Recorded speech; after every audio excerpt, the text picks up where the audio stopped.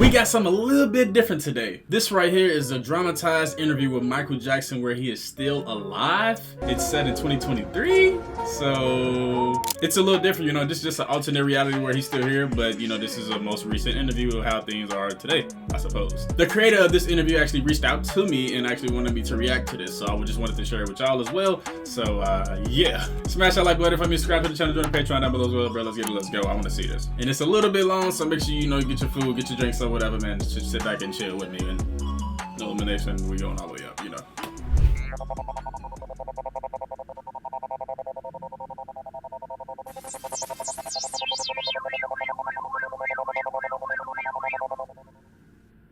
The Moon Tour.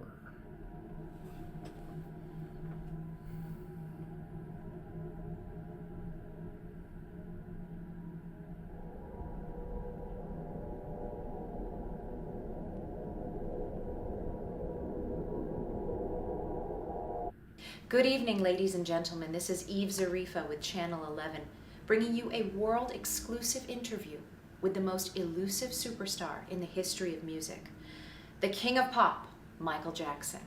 I'm here inside Michael Jackson's chalet home in an undisclosed location deep within the Swiss Alps. For nearly 15 years, since the completion of his record-breaking This Is It tour, Michael Jackson has not granted an interview, nor been seen in public. I like that. I like how it left off with that, because that was his last tour. This is it. So yeah, that was that's a fun fact, I guess you could say. Tonight, his silence is broken. Tonight, Michael Jackson will reveal himself as he has never done before, and will, I hope, continue to surprise, enlighten, and entertain us. Ladies and gentlemen, Michael Jackson, the King of Pop. Good evening. Good evening. So how are you doing? I'm doing very well, Eve. Thank you for asking. I'm doing very well. I suppose we should get the obvious out of the way first. I mean, wow. I don't know what you did with the voice, but that actually sounds pretty good. Just starting off. Sure. Let's get the elephant out of the room. Right. Well, I'm wearing a mask because my face is disfigured. This isn't a publicity stunt. My face is badly disfigured. How badly? Very badly. You know the old Phantom of the Opera movie from 1920s? Sure. I look worse than the Phantom with his mask off. Really? Really. I'm sorry. Don't be. I'm doing very well. I'm happy to be alive. I'm happy to be who I am. I've never had so much fun in all my life. That's the truth. May I ask what caused your disfigurement? Oh, there were a number of different causes that sort of all happened at the same time. We could talk about my medical details if you like. Maybe later. Is the mask real gold? Yes, it is. Well, it's gold-plated. Solid gold would be way too heavy. That's so weird. I don't know what you did with the voice, but it's extremely close, if not the same. But I mean, yeah, that's pretty decent. I mean, if y'all didn't know, that was one of probably the top celebrity that I really wanted to meet as I get, you know, older in life. Since he is from where I'm from, Gary, Indiana, you already know. But yeah, man, it was sad when he, passed. But thank you. Well, now that we've got that out of the way, do you want to start at the beginning? Sure. Let's start at the beginning. Well, my name is Michael Joseph Jackson, and I was born in Gary, Indiana, the 7th of my parents' 9 children. My father, Joe Jackson, worked in a steel mill and also played in a local R&B band. He would... What did your mother work as? At the time, my mother worked in a department store. My mother is a saint.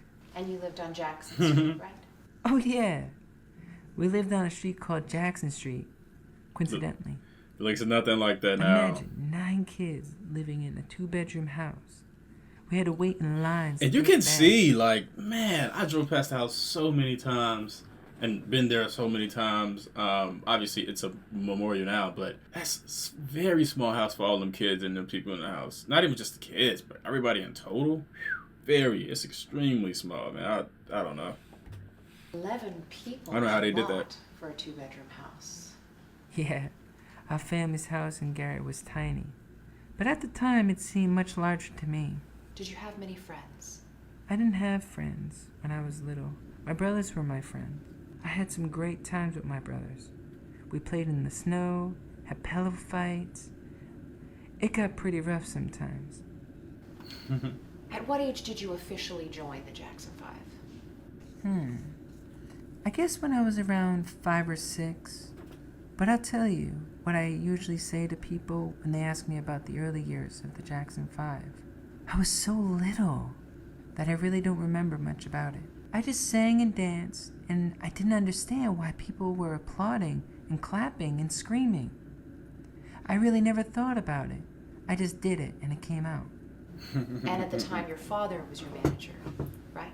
Yeah, he spent a lot of time and money working with us. He'd sit at home with us every day after school and critique us. If you messed up, you get hit. Yeah. Sometimes with the belt, sometimes with a switch.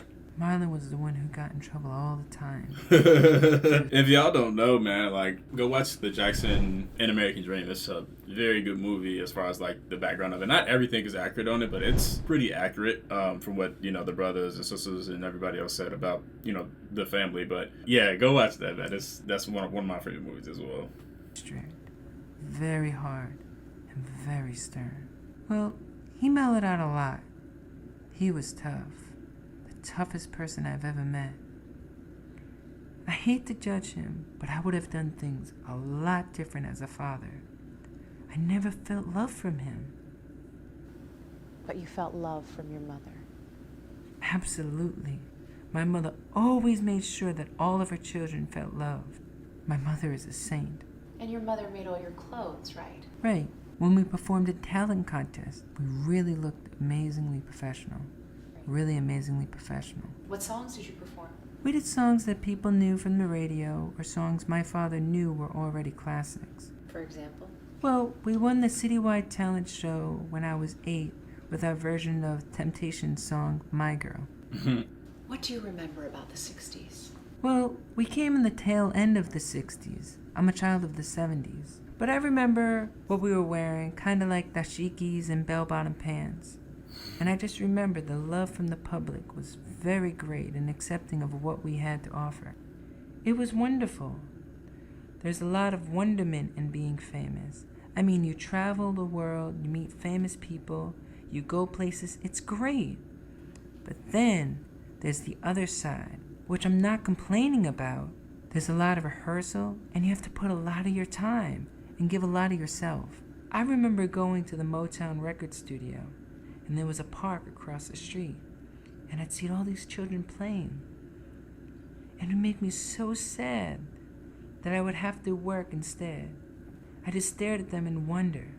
I can't imagine such freedom, such carefree life. So there were sad moments in my childhood. Was there anything that you found gratifying? Was there anything that I found gratifying? Well, being listed in the Guinness Book of World Records, that was very gratifying. Here's the thing.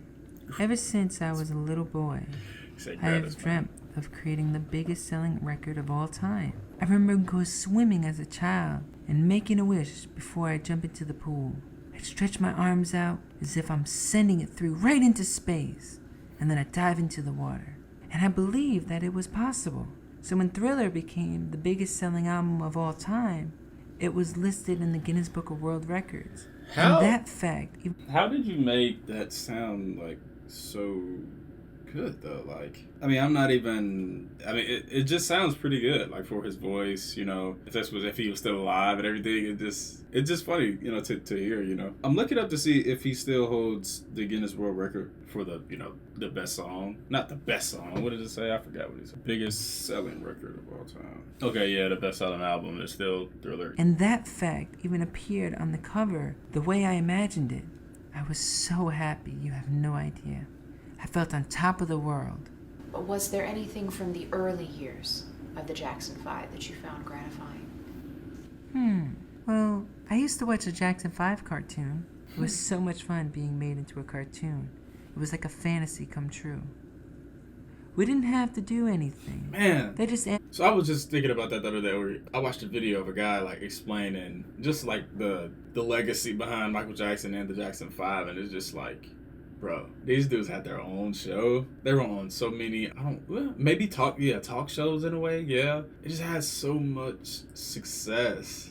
like as that young group. It's just crazy to think about, you know, like everything that they've been through and everything that they've accomplished, even in the earlier years, like not even like later. Like it's just like wow. Did us and used our songs off the album that we recorded. I think I felt more special about that than any of the awards and hit records. Have you seen the Jackson 5 cartoon? I've seen the first episode. Did you like it? I did like it. Very creative, an apocryphal origin story of the Jacksons. Right. It all started with the snake. Do you remember how you really got signed to Motown? I actually remember the Motown meeting quite vividly. I remember Berry Gordy sitting us all down and saying that we're going to make history together. It was like a fairy tale come true. Listening to this powerful, talented man tell us we're going to be very big. Your first record will be number 1. Your second record will be number 1. And so will your third record. This is almost unheard of in those days. But he was right. I Want You Back was released in November of 1969 and went straight to number 1. Our next single, ABC, came out in March 1970s and also went to number 1. And well, I'll Be There was our real breakthrough song. It was the one that said, "We're here to stay." It was number 1 for 5 weeks. So Diana Ross didn't really discover you first. Right, but she was incredibly supportive. Our first album was called Diana Ross Presents The Jackson 5. She helped take care of us for more than a year, while my parents sold a house in Indiana and looked for a house in California. Did you like moving to California? To come from a part of Indiana which is so urban and often bleak, and to land in Southern California was like having the world transform into a wonderful dream. We were all struck by California. I feel like, oranges in the man, middle of you know how good it would have been to get a last interview from this dude? 2023. Like, if this actually would have... I feel like this is kind of some of the stuff that he actually would be saying, man. It's already a good concept as well, and very good questions and everything like that, and some decent answers as well. Like, I don't know, man. I won't say I'm a fanatic or anything, but I have watched Michael Jackson over the years and everything. He used to be my, like, I want to say, like, idol in a way, but no, I can't, I don't say that. I used to like literally everything that he did. I mean, I learned his choreography, singing all his songs, watching all the movies, interviews. Like, I was really hurt when he passed, but I don't know exactly where I was at. Everything when I found out about it, it was shocking. But yeah, there were palm trees, beautiful sunsets, and the weather was so warm. And we were all over the place. Disneyland, the beach. My brothers loved it too. In the early days, we were all together all the time. We'd ride horses or watch movies. We did everything together. As soon as someone said, "I'm going swimming," we'd all yell, "Me too!" The separation from my brothers started much later, when they began to get married. They got married young to get away from my father. So yeah, every day was special. I'd be doing something that was fun, and I wouldn't want it to end. Those were magical days. What happened later that was just as enjoyable? Well, in 1972, we began our first overseas tour with a visit to England. And while we were there, we met the Queen of England. This was very exciting for us. I've seen photographs of the Beatles meeting with the Queen, but I never dreamt that we would get a chance to play for her. The Royal Command performance remains one of the greatest honors of my life. Did you like England? Absolutely. England was different from any place I've ever been before. But the further we traveled, the more exotic the world looked. We saw great museums of Paris and the beautiful mountains of Switzerland. In all of these countries, the people had heard of us and liked our music. It didn't matter to them what color our skin was or which country we called home. If I had ever needed proof that all men could be brothers, I certainly had it during that tour. When did you leave Motown? 18. We had so many ideas we wanted to try out, but they were convinced that we shouldn't fool with a successful formula. Once a reporter asked a Black Power question, and the Motown person told him that we didn't think about that stuff because we were a commercial product. What does that even mean, a commercial product? really. I'm not sure. I didn't hear that. I want to see if that's actually true. Yeah, I gotta look more into that. But we winked and gave the power salute when we left, which seemed to thrill the guy. Was it difficult telling Berry Gordy? It was one of the most difficult things I've ever done. We both talked out of anger, but we became friends again. It was Barry who said he hoped I'd audition for Motown's The Wiz. And Jermaine stayed with Motown, right? Right. Jermaine stayed with Motown. He was Barry's son-in-law, and his situation was more complicated than ours. And so then Randy officially joined the group and took my place as the baby of the band. And you had to change the name of the group, right? Right.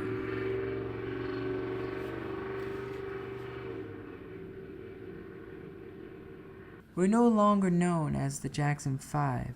Motown said that the group's name was a company-registered trademark, and that we couldn't use it if we left. So we called ourselves the Jacksons, which is actually our original name. And that's around when you did the Jacksons Variety Show. Yeah, I hate doing the television show. We had to dress in ridiculous outfits and perform stupid comedy routines to can laughter. It was so fake. I'm not a comedian. I'm not a show host. I'm a musician. When did you find your own internal direction as the Jacksons? By the Triumph album, we definitely found our own voice. But it was destiny that gave us the final burst of energy we needed to put together a perfect show with no marginal material. I'm proud of the Destiny album. It's too bad it got overshadowed by Off the Wall. How did you get involved with Quincy Jones? Well, I didn't want Off the Wall to sound like outtakes from Destiny. That's why I wanted to hire an outside producer. And so, Quincy Jones proved to be the best producer I could have asked for. I love Quincy Jones. I really do. He's a genius. And Off the Wall was your first solo album since you left Motown. Right. Don't Stop to Get Enough was the first song I wrote as a whole. I know all of that. That's so crazy. That song was my first big chance, and it went straight to #1. But even though Off the Wall was a huge success, it received only 1 Grammy nomination. So I was very disappointed with the way it was accepted. And you didn't attend the Grammys that year, is that right? Right. I watched the ceremony on television. It was nice to win in my category, but I was still upset by what I perceived as rejection of my peers. That experience lit a fire in my soul. All I could think of was the next album and what I was going to do with it. I say to myself, wait till next time. They won't be able to ignore the next album. And Thriller pretty much spawned from that. What was the goal of the Thriller album? What was the goal of the Thriller album? Well, people used to do albums. They got me wanting to watch the movie and just get back into the Michael Jackson rabbit hole, bro. Like, man. We get one good song and the rest were B-side. I say to myself, why can't there be a pop album where every song is great? So that was my goal of Thriller album. I wanted it to be truly great. Was it a lot of work making the album? Absolutely. Making the Thriller album was very hard work. But it's true that you only get out of something what you put into it. I'm a perfectionist. I work until I drop. Eventually, we came under tremendous pressure from our record company to finish Thriller. When we finally listened to the tracks we were going to hand in, Thriller sounds so crappy to me that tears came to my eyes. I felt devastated. All this pent-up emotion came out. I got angry and left the room. We're not releasing it. There was a bit of yelling and screaming from the record people, but in the end, they were smart and understood. Because I knew it was wrong, the record would have been terrible. You simply have to take your time. The sad truth was I had to redo the whole thing, mix the entire album all over again. We took a couple of days off, drew a deep breath, and stepped back. When we finished, there wasn't any celebration that I can recall. We didn't go out to the disco or anything. We just rested. Were you at least pleased with the finished product? Well, I'm never pleased with anything. I'm a perfectionist. It's a part of who I am. Really?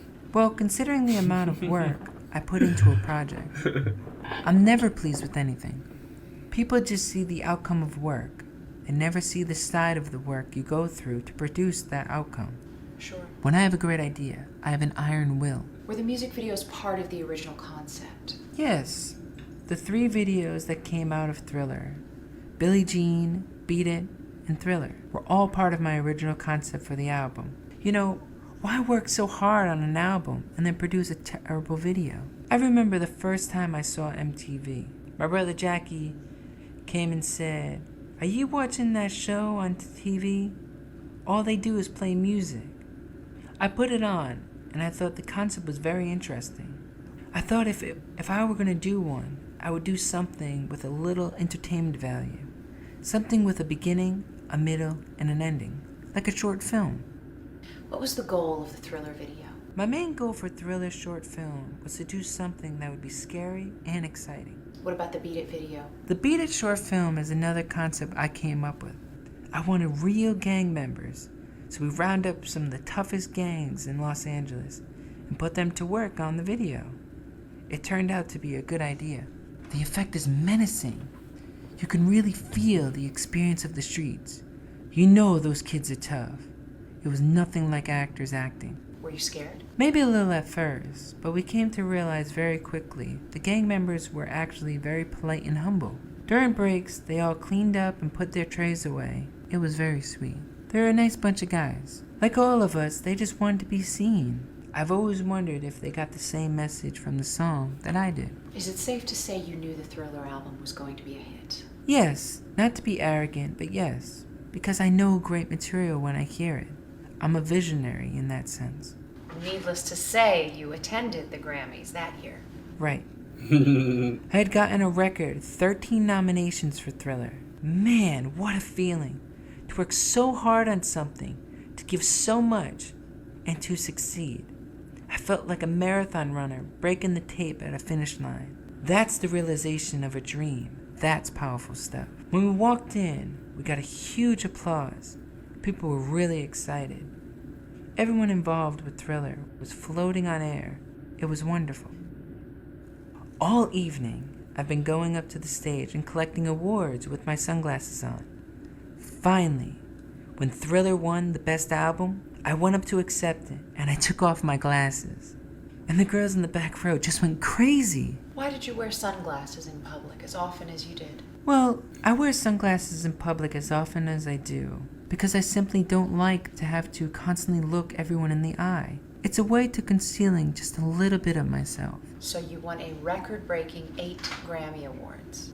Right, and after all that, then there was the Victory Tour. I did 55 shows with my brothers over the course of 5 months. And the world was just getting really, really wild at that time. It was the biggest tour any group has ever done, in huge outdoor stadiums all over America and Canada. We broke records everywhere we played. Madison Square Garden, the Montreal Olympic Stadium, you name it. I felt on top of the world in those days of victory. At moments like that, I feel so honored, so happy. It makes all the work seem worthwhile. The Victory Tour was one of the greatest pinnacles of my success. It was just a phenomenal pinnacle. My dreams had come true. With that, let's take a short break and be back with more of Michael Jackson, the King of Pop. And they're coming together to rumble, to fight. And my objective is to, I'm telling them, don't fight, turn the other cheek. I mean, it's your brother we're killing. And I do it in aggressive beat and rhythm and dancing and everything. You got real gang members here, too. Yeah, we have real gang members integrated in with dancers. We got lots of real gang members in there. Do crowds worry you? Not on tour. I get afraid of, I don't know people. I get afraid of people sometimes. It's a whole other life that I haven't really experienced that. Like friendship is a thing I'm just beginning to learn about. I was raised on the stage, and that's where I'm comfortable. And everything else is like foreign to me. I'm just beginning to know and learn about people, friendship, and things like that. So you never really hit the streets? That's a crazy thing as well. I actually never knew that he had a real gang members in Beat It. I didn't know that. I know nothing about it.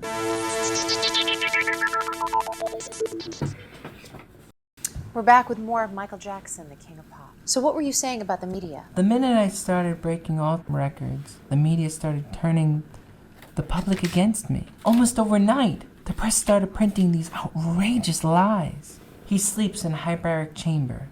He wants to buy the bones of the Elephant Man. He's gay. He's wacko. Anything that turns people against me. None of these stories are true. Man, and just by him saying that, like, I mean, how true that is, I actually believe it's very true. Like, we see that today with so many artists. Oh, well, I can't speak for everybody, but I know that a lot of the times that it is the case in a lot of situations to where, like, some people just, it's another thing to, like, you know, don't want somebody to succeed, you know, and you would do anything to bash or bring down the person that you can't control or won't listen to you in a way. And I feel like, yeah, it's a platform for that. I mean, we still see it to this day, you know? They're totally fabricated. The press has made me out to be a monster. This crazy person. I mean, why would I sleep in hyperbaric chamber? They just simply made it up. Sure. They're the ones who are crazy. They're ignorant. And there was also a story about you wanting to have a little white boy playing you in a Pepsi commercial. That's the most ridiculous, god-awful story I've ever heard. I mean, why would I want a white child to play me? I suppose the implication is that you want to be white. That is complete rubbish. I am a Black American. I'm proud of my race. I'm proud of who I am. I have a lot of pride and dignity. I have a skin disorder that destroys the pigmentation of my skin. It's not something that I can control. I have vitiligo. It isn't nice to criticize someone for something that is natural and God-given. How do you respond to false reports? It has made me realize when you hear a lie often enough, people start to believe it. I mean, I wish there was a way to totally get rid of those kind of things. I used to always say to my fans, let's have a tabloid burning. Let's make a big mountain of tabloids and burn them all. Really? Sure, why not? The real fans know that tabloid garbage isn't true. They know, they're smart. Some of them try to disguise themselves, but they're still tabloid. Can you tell me about Neverland? Well, Neverland appeals to the child inside every man, woman, and child. It's a place where you can return to your childhood. Neverland is me. It represents the totality of who I am. It really does. Can you tell me about Neverland, the physical place? It was just a fun, wonderful place to be. So much to do. An amusement park, a movie theater, unlimited space to play games, climb mountains, ride horseback, all kinds of fun things. It seems like you put a lot of thought into it. Before you get to the house, you pass through these tattered ranch gates, right? Right. You pass through these tattered gates. So psychologically, you really feel like you're coming to a ranch. So when you go around the bend, I wanted to change to Technicolor, like the Wizard of Oz does from black and white. Sure, with all the rides and the carousel. Right. Is it safe to say it gave you a chance to do what you couldn't do when you were little? For me and for sharing with others. Every 3 weeks, we would entertain all these sick children, unprivileged children, children who haven't been on a carousel, who haven't pet a horse or a llama, never even seen them. So if I can open my gates and see that bliss, an explosion of screaming laughter, I say, thank you, God. I feel I've won God's smile of approval because I'm doing something that brings joy and happiness to other people. Other men have their Ferraris and their cars, or whatever they find their bliss. My bliss is giving and sharing, and have simple, innocent fun. Is it safe to say you can relate better to children? Yeah, I relate to them much easier. They don't come with all the baggage and stuff. They just play. They just want to love and be loved. When I see children, I see the face of God. That's what I see. That's why I love them so much. They saved my life. I'm not joking. They saved me. I have such concern for the plight of children. I feel their pain. I really do. Do you think your concern for children is a result of you having a perceived non-existent childhood? Maybe. But today, it's not just child stars that have suffered from a non-existent childhood. Today, it's a universal calamity, a global catastrophe. Childhood has become the great casualty of modern-day living. Children are constantly encouraged to grow up faster. Scores of children worldwide are being denied the joy and security of childhood. A child's mind needs unconditional love and the nourishment of magic and wonder. Sure. They need the world's awareness. And if I can be that light, that pedestal, just to shine some light on who they are and the importance of who children are, I really think it's my job to help them. I think it's my calling. I don't care if people laugh or what they say. Children don't have a mouth to society. I feel that is something really, really in my heart that I'm supposed to do. So tell me about We Are the World. Well, We Are the World is one of the most favorite things I've done. I was proud to be a part of that song. I think it's a very spiritual song. What was the goal of the Bad album? Well, The Way Make Me Feel and Smooth Criminal are simply the grooves I was in at the time. That's how I would put it. Were you pleased with the Bad album? Well, it's tough because I'm competing against myself. But I was satisfied with what we achieved. Do you enjoy performing? Absolutely. I love it. If I wasn't having fun, I wouldn't do it. He's one I of do the it best because performers. I truly love it. There's no greater bliss than dancing and performing. It's like a celebration. And when you're caught up in that place where certain performers go, it's like being in a trance. Certain performances, like the Motown 25, when I did the moonwalk for the first time on stage, I just remember opening my eyes at the end of the piece and seeing a sea of people standing up and applauding. I was surprised because I was in another world right in the moment. You're connected to a higher source and you just go with the moment, at one with the moment. And the audience is up there with you. The audience plays off that. There's like a telepathy going on, like fish swimming in a school. They're on the same line. You're above it all. It's gone. The point of no return. It's so wonderful. It is divine. It is pure. It is revelation. It is a divine energy. Some people look down on it. Religions sometimes look down on it because they try to say it's demonic. It's the devil.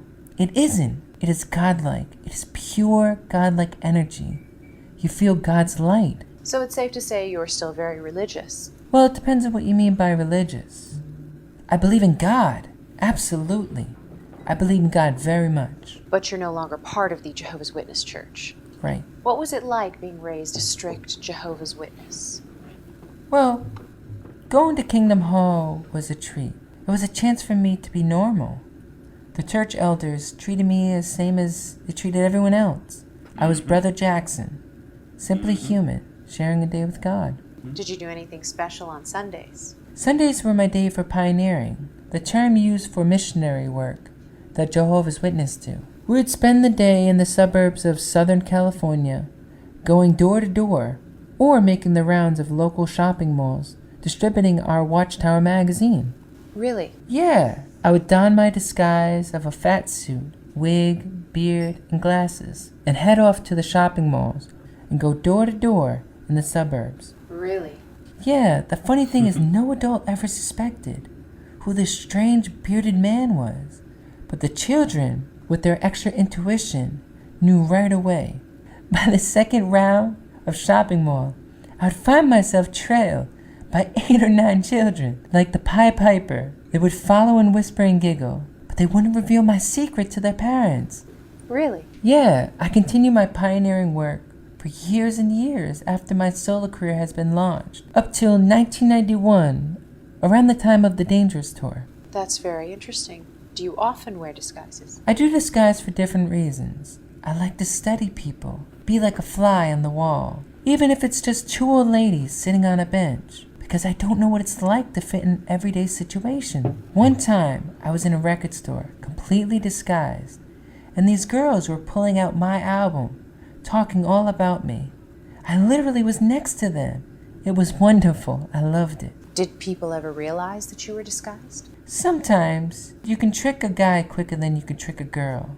Girls are very smart, you know. May I ask why you left the Jehovah's Witness Church? Well, there were a number of reasons. Such as? Well, because they can discriminate sometimes in the wrong way. In what way? Like Halloween. I missed out on Halloween for years, and now I do it. It's sweet to go door to door and people give you candy.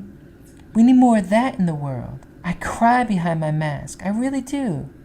The kids come, they open their bags, and they go, "Oh, look at that little one." And it's just so sweet, the way that they respond. That part of America, I'm proud of. I want to see how accurate is that. I gotta look that up as well. I don't know. Any church teachings that you disagreed with? Sure. Such as?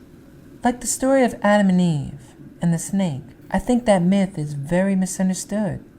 The snake, Maybe the oldest victim of bad press. You know the craziest thing? As soon as he said that earlier when they were talking about the Jackson's commercial, he said it all started with a snake. And it stuck with me for a little minute, but I'm glad that he went back to it. So yeah, I'm very curious to see what he's going to say. Dang, now I got to find it, this thing. Very misunderstood. The snake. Maybe the oldest victim of bad press. That's interesting. I remember having a problem with that story, even as a child. Was it difficult leaving the church? Absolutely.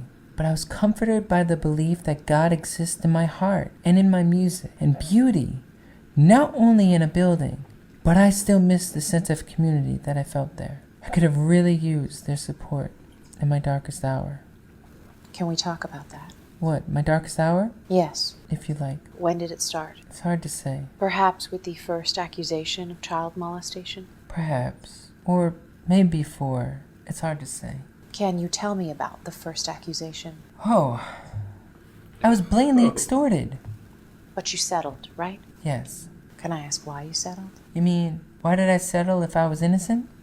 Yes. Well, I just want to get on with my life. Because I knew how it would look. This could be something that could go on for years. I didn't want to do a long, drawn-out thing. All these lies and these tabloid shows. Just lies, lies, lies. Because I knew how it would look. And just for the record, I will say again, I have never and would never harm a child. Before I hurt a child, I would slit my wrist. And life is very beautiful and precious to me. But I would slit my wrist before I would hurt a child.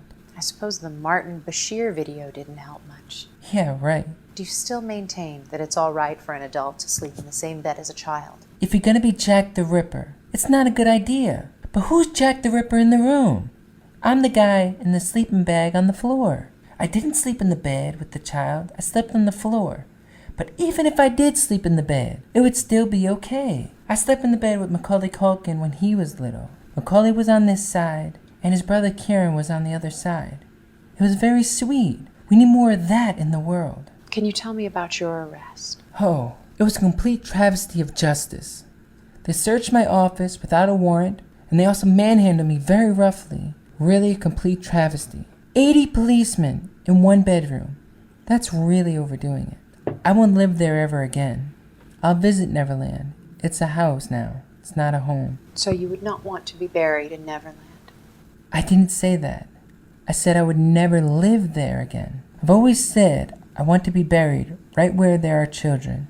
I want them next to me. I would feel safer that way. I need their spirit protecting me. Can you tell me about the trial? Oh, it was a nightmare for me and for my family. They did it to try to belittle me, to try to take away. I could say about that, to be honest, bro, I haven't really done any of my personal due diligence with that whole situation. Maybe like here and there, like little small things, but I just always felt like it was just false. But haven't done my own little research or anything like that in regards to the accusations. I think the guy who sued him for that, I think he came out and said that he lied. I believe so. So it was just kind of eye opening, but My pride, but I went through the whole system with them.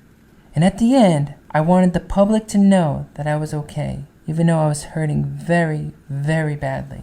But you were acquitted and vindicated. I just don't like it when people hear about false information. And it's sad when people believe it. How did you cope? Well, I gained strength from God. I gained strength from the fact that I know I'm innocent. I know eventually the truth will prevail, and I'm about truth. I'm a strong person. I'm a warrior, but it's very painful. At the end of the day, I'm human, I'm still a human being. So it did hurt very, very much. I could almost see the spirit flowing out of me, like plumes of cigarette smoke. Is it safe to say that you were spiritually wounded by the experience of the trial? Sure. And there are so many sharks in this business searching for blood. In what way? I've seen the worst, the nightmare of the human condition, the human soul. I've had adults with tears coming down their face saying, "Michael, I'll never hurt you." That's the kind of crap that I have been through. Tears rolling down and hugging me. In several interviews, you made reference to a conspiracy. Yes. Do you still believe there was a conspiracy against you? Depends on what you mean by conspiracy. A malevolent plot. Absolutely. That's a fact. My life was threatened. May I ask who threatened you? Oh, the first time it was a woman. One of my employees. I used to have hundreds of employees working for me. She was a minor employee. We were just talking when suddenly her expression changed and she said, "You know, we could have you killed. Stop what you're doing." What did she mean by stop what you're doing? Well, at the time, I was sort of trying to retake control of my life, cutting ties with people I suspected were part of the conspiracy. Did you tell the police? Not that time. Well, she didn't say, "We're going to kill you," but "we can have you killed." But the threat is implicit. Absolutely. And she also threatened my children in the same way. What was that like? It was horrible. It was a nightmare. I could almost hear an old-fashioned fire engine bell ringing in the background. Ding, ding, ding, ding, ding, ding, ding, ding, ding. It was a nightmare, but a nightmare that I couldn't wake up from. That's honestly what it felt like. I felt disconnected from reality. Disconnected in what way? Well, here's the thing. All my life, pretty well everything that I have ever imagined or wished for has come true in some way. And that's how I've always lived my life. Like a dream. Exactly. But somehow that dream became a nightmare. I remember thinking, no, this isn't happening. I don't want this to be happening. But it was happening. I'm sorry. Thank you. It was particularly terrifying because they obviously felt strong enough in their position to make themselves known. We know that you know. Exactly. Did you at least fire the employee? I didn't actually. I was too scared. But I heard she quit not long after. She had served her purpose. And everywhere I went, dark storm clouds seemed to follow me around. Honestly, you can check the weather history. I was living in constant fear. Do you know what it's like to live in fear of your life? No. Good. I'm glad. I hope you never have to experience that. It is the most horrible feeling in the world. I felt like the walls were closing in on me. How long did you live in fear of your life? Years. Really? Sure, years and years. I've been through hell and back, and anybody else would be dead as a junkie right now who has been through what I've been through. They tried their hardest. How did you cope? I would think about flying through the air with the wind in my face. I would imagine flying in Africa. I would go way up high, and I'm so happy up there. I think the feeling of flight is one of the most wonderful things I have discovered. It's freedom. It's bliss. It's quintessential bliss. It's the height of fun. Do you still think about flying? No, because now I feel that free all the time. I really do. It's wonderful. I'm doing very well. I'm glad to hear that. Thank you. So you were using painkillers to escape from reality? Right. These were drugs that were prescribed by a doctor for physical pain. These were very strong drugs, like propofol and lorazepam. Can you tell me about the This Is It tour? Sure. We did 50 concerts over 8 months in the O2 Arena in London, England. 50 concerts, that's a lot of shows. Yeah, it started out as only 10, but they all sold out less than an hour. Was it a lot of work? Not really. I'm most comfortable on stage, but the preparation for the tour was a lot of work. When I take on a project, I believe in it 100%. I really put my soul into it. I die for it. That's how much I love the fans. Do you think you risked your life? Sure, but it's all for love. Love. It was a particularly stressful time because I was secretly making arrangements to disappear, to go into hiding. Really? I suppose if they had suspected, I wouldn't be here talking with you today. How soon after the final concert until you disappeared? The same night. Really? Yeah, the same night. My children were already there because they had appeared on stage with me. So after the final encore, I went backstage and the adrenaline was still flowing and I knew it was time to go. I could almost hear Beat It playing in the background. You know, just beat it, just beat it. Sure. So I took a deep breath and I headed for the door. And I could hear them calling out to me, Michael, you can't just leave. Michael, you have a contract. I could tell from the desperation in their voice that I had fooled them. What did they mean by you have a contract? Well, I had agreed to do these post-concert interviews so that no one would suspect anything was out of the ordinary. Really? Yeah. They even tried calling out to my kids, but I was like, just keep walking, Prince. And he understood. So yeah, we took the tunnel the same night, stayed in Paris a few days, to make sure we weren't followed. And then we came here to Switzerland. With that, let's take a short break and be back with more of Michael Jackson, the King of Pop. This is Absolutely not. It's nothing to do with politics or communism or fascism, well, at all. the critics have said that it's the most boldly vainglorious self-deification a pop singer ever undertook with a straight face. Good. That's what I wanted. For the controversy? Yeah. And They for the fell into my trap. for the people who say that I wanted everybody's attention. Say it again. We're back with more of Michael Jackson, the King of Pop. So, how did you adjust to retirement? Well, the first 2 years were kind of like a transition period. I was selling off property and possessions and settling various lawsuits. And because of the pending lawsuits, you can't return to the United States, right? Yes, but that's okay. I don't care to stay in America anymore. It was reported in the media that you were selling your possessions because you were broke. That is a tabloid's lie. I mean, why would I be broke? I own 50% of the Sony catalog. It's a huge catalog and very valuable. It's actually still nuts. I sold my possessions because there were things I didn't need anymore.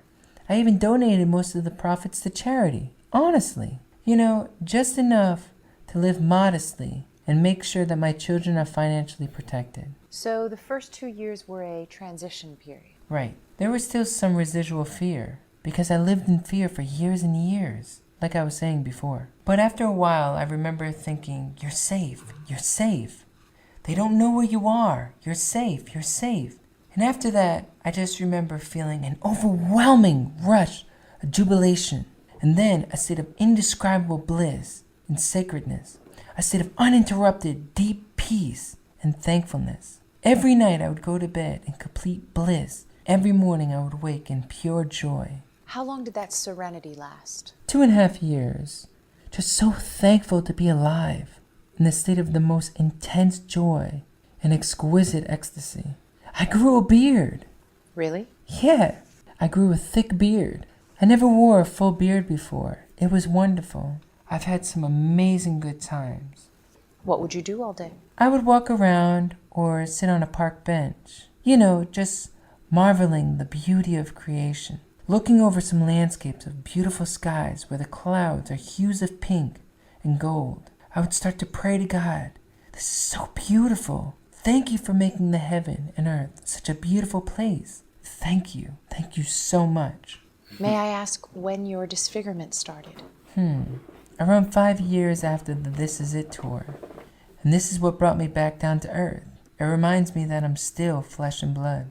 So you've lived with your disfigurement for around 10 years. Right. So you feel comfortable with your condition. I feel great, Eve. Thank you for asking.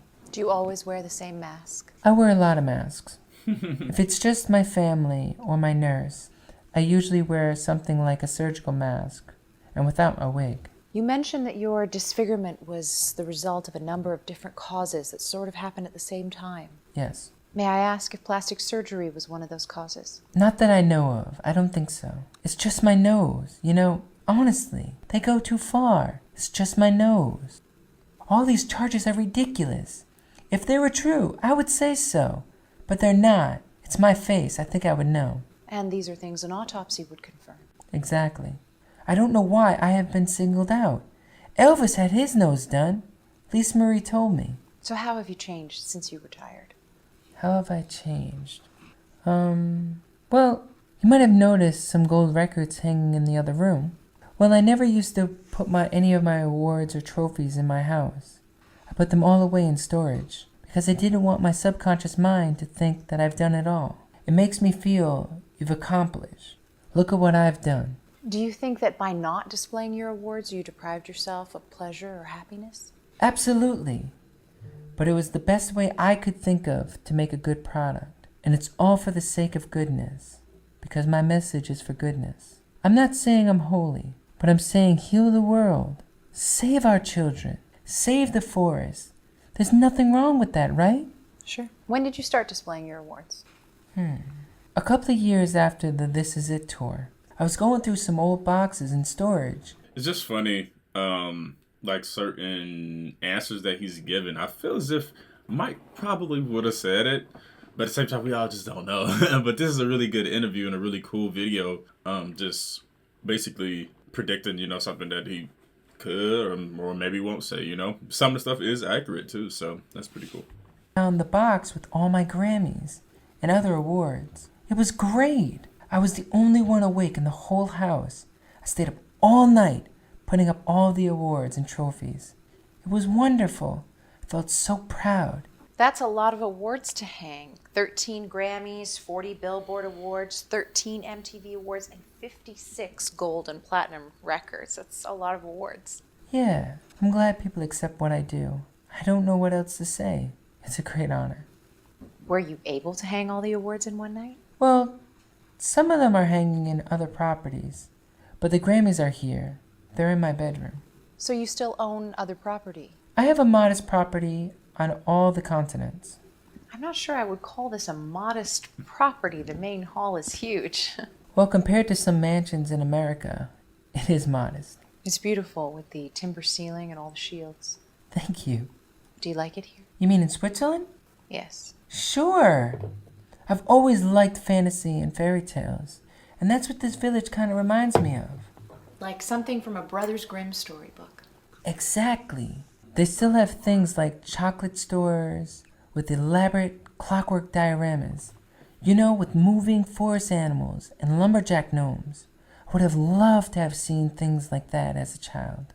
And of course, the mountains are beautiful. You saw the view, right? It is hard to miss. I wake up to that view every morning. Also, I spend a lot of time in Africa.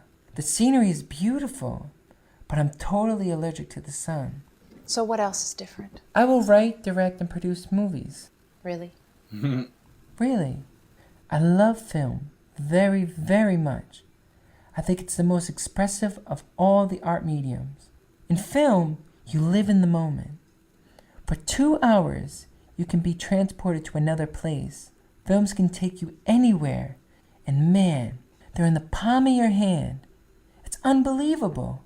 I could say I would have liked to see him in a lot more movies. Yeah, it would have been pretty good to have him in a lot more movies. I mean, his acting skills from his music video says it all. 6 great movies behind me. What sort of movies are you going to make? All my stories are going to be from the perspective of children and how they see the world, because that's what I can relate to. I also want to do one adult film, just to show that I can. I've always wanted to do film, but the tour has gotten in the way. Are there any filmmakers that have influenced you? Absolutely. I love all the greats. The greatest education in the world is watching a master at work. For example? I always say the guy who designs the roller coaster is the real showman. First he takes you up, way up, and you go, oh my God, why did I do this? And you go straight down, and then a little bit, and maybe upside down. That guy's a real showman. The guy who creates the dips, because he understands rhythm and structure, and that's very important. Do you watch any contemporary movies? Not many. So many people are doing the same thing. Sure bet, only the public gets bored, of course. What music do you listen to? I actually mostly listen to classical music. Really? Yeah, I love all the greats. I love, of course, all the Beatles stuff. I love the Beatles music. I love all the early Motown, Sam Cooke, the Famous Flames. I love a lot of the show tune writers. I love melody, English melody, and the rhythm of Africa, which is the root of rhythm. Africa is music, is the origin, is the dawn of existence. They say the harmonies of the angelic choir are incredibly complex, but the rhythm is simple. Do you listen to any contemporary music? I don't really listen to a lot of music today, but there is some good music being made. The Heaven 17 and Johnny Burnaway. Oh yeah, Johnny Burnaway's great. Very creative. Yeah, I love an artist who doesn't play it safe. Can you tell me about the songwriting process? Well, the songwriting process is something very difficult to explain. I let nature take its course. I don't force it. It has to be given to you. It's the most spiritual thing in the world. And you're just the medium through which the song comes. Exactly. An instrument of nature. Sometimes I hear everything in the totality. What the strings are doing, the bass, the drums, the lyrics. The heaven drops it right into my lap. That is art at its highest form. The real gems come that way. Who do you admire? Who do I admire? I love people who have really contributed to the pleasure and happiness of the planet and mankind. People with light, from Gandhi to Martin Luther King, Charlie Chaplin. I love Charlie Chaplin with all my heart. Walt Disney. These are people with light. These are my people. I'm not trying to put my name with Gandhi or Christ. Sure. I try to imitate Jesus. I'm not saying I'm Jesus. Sure. Are there any Bible stories that you like? Absolutely. I love when Jesus says to the apostles, unless you become like this little child, not childish, but childlike. Any other stories? Sure, I love the Sermon on the Mount. I love when Jesus says, first remove the log from your own eye. I thought that was the perfect thing to say. That is real power. If you want to make the world a better place, you have to change yourself first. To heal the world, we first have to heal ourselves. Heal the child within. Can people really be changed? Absolutely. I believe you can change a lot of people. That's what's so wonderful about it all. You can show them. The kingdom is here for us to claim. How can people be changed? Well, going to one of my shows is transformative experience. Because you go in one person and you come out a different person. I wish you could have seen some of the things we have done in concert, but I guess you would have been too young. Right. Like we would have a huge tank on stage, like an army tank, and a soldier gets out of it and points the gun at everybody, and then he aims it at me, and the whole audience starts booing. This happens every country. And then we do Heal the World. Children of all nations circle this huge globe. It's just amazing stuff. How else can people be changed? I think John Lennon might have the right idea with the bedding for peace. Things like that. Things that the establishment can't understand and therefore can't destroy. There are many injustices in the world. Poverty, pollution, and war. All of these are man-made things. I don't think there's some devil out there manipulating our thoughts, but that's what I was taught. I think the devil is a man himself. That's interesting. Assuming the devil is a man, do you believe he was somehow involved in the conspiracy against you? I'd rather not answer that question, if that's all right. Sure. But then there's the beautiful side of mankind too. I still get goosebumps when I hear the Beatles song, All You Need Is Love. I always wished that song could be the anthem for the world. That would be nice. And there have been some amazing growths in technology. This is just the tip of the iceberg. I hope I'm around to see it. Do you have any regrets? No, not really. I wouldn't change the past if I could. I'm enjoying myself. Really? Really, because I'm happy with the way things are. That's why I wouldn't change a thing. You don't have any regrets? Well, I was at the Academy Award with Diana Ross, and Brooke Shields just came up to me and said, "Hi, are you going to the after party?" And I just melted. I was about 23 during Off the Wall. She was my type for sure. Very feminine and classy. And I don't like most girls. Her pictures were all over my room. Really? Sure. So we get to the party and she says, "Would you dance with me?" And man, we exchanged numbers and I was up all night spinning in my room. I was just so happy.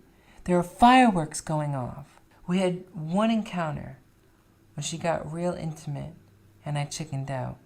And I shouldn't have. Anyway, things like that. But I don't have many regrets. Needless to say, there have been a lot of wonderful women in my life. Women whose names you wouldn't know. Do you have difficulty asking girls out? I've never asked a girl out. I'd be way too shy. They have to ask me. Do you think you'll ever get married again? Maybe. That'd be nice. Who knows what tomorrow brings? Do you want to have more kids? I love to adopt children. I'm thinking about adopting 2 children from each continent. This is my dream. African children, Asian children, Arabian children. There are some beautiful Arab children. So tell me about the fans. They love me unconditionally. I know they do. I feel it. On tour, I would sometimes run into diehard fans. They sleep on the streets, hold up candlelight. It's like a religious experience for them. Why do you think your fans in particular are so devoted? Because they have discovered what I'm about, what I'm trying to say. There's a message in the music. I don't know how God chooses people or plays chess with people. Well, Schopenhauer said our lives are like the notes in a great symphony. That's a lovely image. A dream within a dream.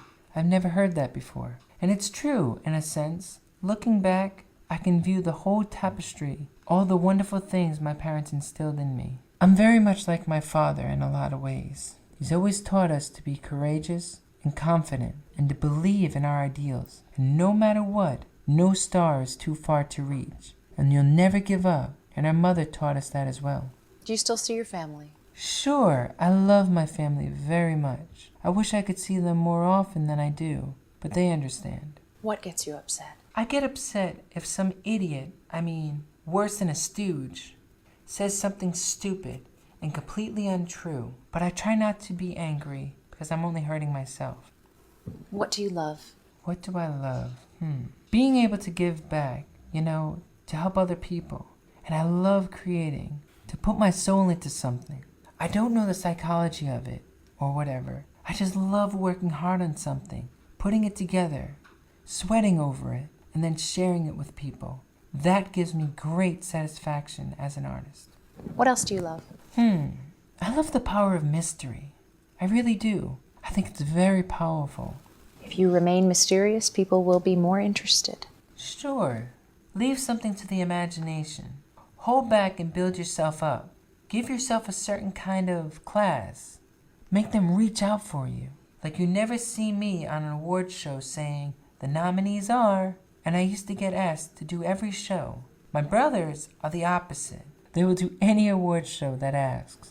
Do you think that by fostering an air of mystery, you have contributed to the public misconception about you? Maybe, but the media would always try and twist what you say, or simply make it up. To be honest, I wasn't aware that the world thought I was so weird and bizarre. Really? Well, I never said I've lived a normal life, but given the unique circumstances, I think I'm pretty normal. What advice would you give an aspiring artist? What advice I would give? I would tell them to make a good product. Greatness is greatness. Great art is forever. Culture changes, fashion changes. Great art is forever.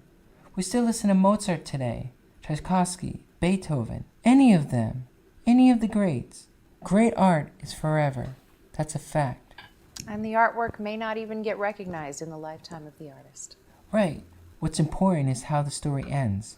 Do you have any other advice for an aspiring artist? Work hard. Really work hard. Be the best at what you can do. Get to know more about your field than anybody else. I'm a very strong believer in working hard. But enjoy it, Like be mild-spirited, playful. Have some fun. You gotta have some fun, too. Also, I gotta admire the costumes and everything. My mind never stops. I'm always creating. I never stop. But I love a good water balloon fight. Or, play around, goof off. Have some fun. So you still have water balloon fights? Absolutely. I'm still the king of water balloon fights. Any other advice?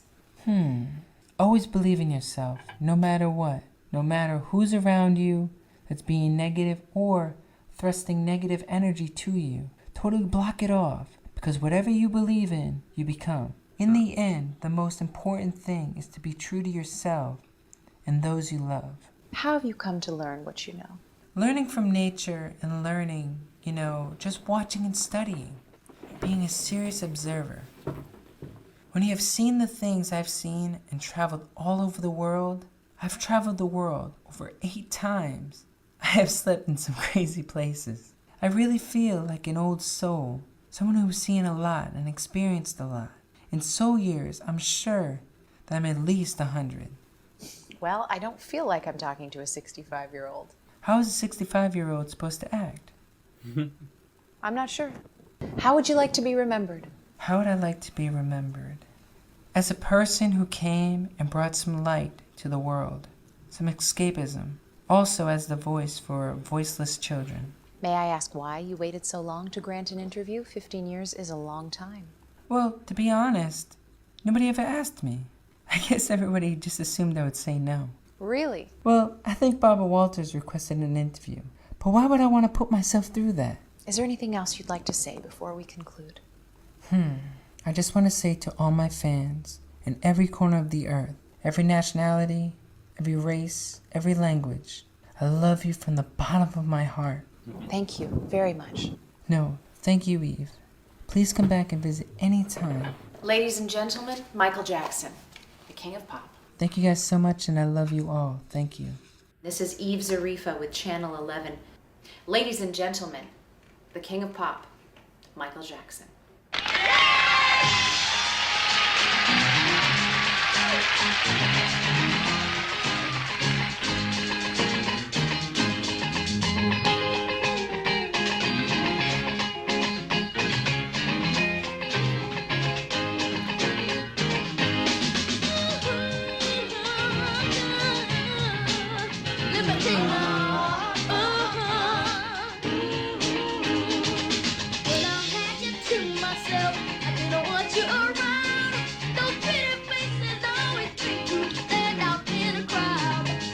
Yeah, I mean, I think that was pretty cool to make a video like that.